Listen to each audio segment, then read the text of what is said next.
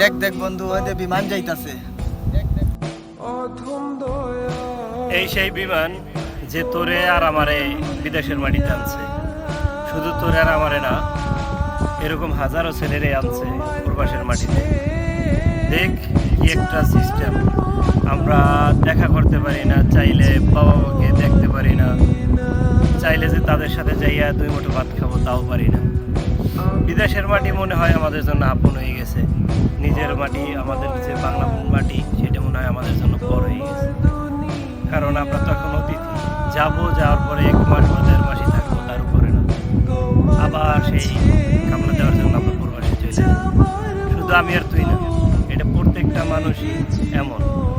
ভাই তুই আর আমি এমন একটা রাষ্ট্রে জন্মগ্রহণ করছি যে রাষ্ট্রের দোষ দিয়ে কিছু না, যে আল্লাহ তাআলা আমাদের সৃষ্টি করছে, সে হয়তো বা আমাদের পরীক্ষার জন্যই পাঠাইছে।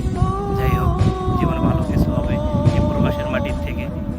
কিন্তু এই সেই বিমান যে আমাদেরকে বেইমানি কইরা আজ প্রবাসের মাটিতে পালাই গেল। খুবই একটা দুঃখ লাগে যে আপনজন যদি মারা যায় তাদেরকে আমরা দেখতে পারি না। চাইলেও তাদের যে মনে করো একটা আক্ষেপ থাকে যে আমাদের তারে একবার লাস্ট বার দেখবো, সেইটা আমরা পারি না। কারণ আমরা আছি আমরা আছি প্রবাসে। এখন এইখান থেকে তো চাইলেই তো আর দেখা যাচ্ছে না।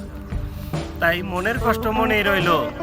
শুধু বেঈমানরে একটা কথাই বলবো, হে বিমান, তুই মনে করিস না তুই আমার এখানে সারা জীবন রাখবি।